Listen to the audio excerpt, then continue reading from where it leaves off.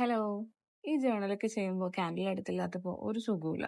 അപ്പൊ പിന്നെ വിചാരിച്ചു ഒരു ക്യാൻഡിൽ അങ്ങ് ഉണ്ടാക്കാം. ഈ കാണുന്ന ബബിൾ ക്യാൻഡിൽ നിങ്ങൾക്ക് കുറച്ച് പേർക്കെങ്കിലും അറിയായിരിക്കും. ആദ്യമൊക്കെ ജേണൽ ചെയ്യുന്ന ടൈമിൽ ഇതായിരുന്നു യൂസ് ചെയ്തുകൊണ്ടിരുന്നത്. പിന്നെ ഇടയ്ക്ക് വെച്ച് അതങ്ങ് പണി മുടക്കി. അപ്പൊ പിന്നെ ഇത് വെച്ചിട്ടൊരു റെയിൻബോ ക്യാൻഡിലായിരുന്നു മനസ്സിൽ.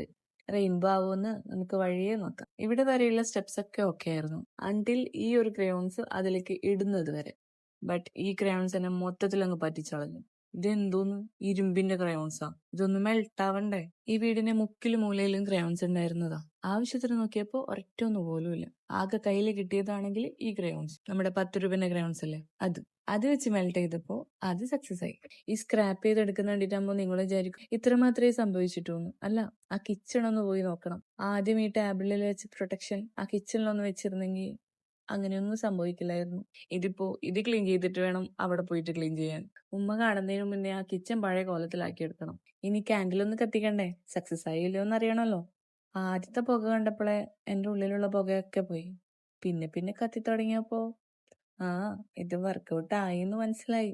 ഫൈനലി നമ്മളെ റെയിൻബോ ക്യാൻഡിൽ റെഡി ആയപ്പോഴേക്കും എനിക്ക് ജേർണലിംഗ് ചെയ്യാനുള്ള മൂഡ് മൊത്തം പോയി. അപ്പൊ ഇനി നെക്സ്റ്റ് വീഡിയോയിൽ കാണാം. അതുവരേക്കും ബൈ.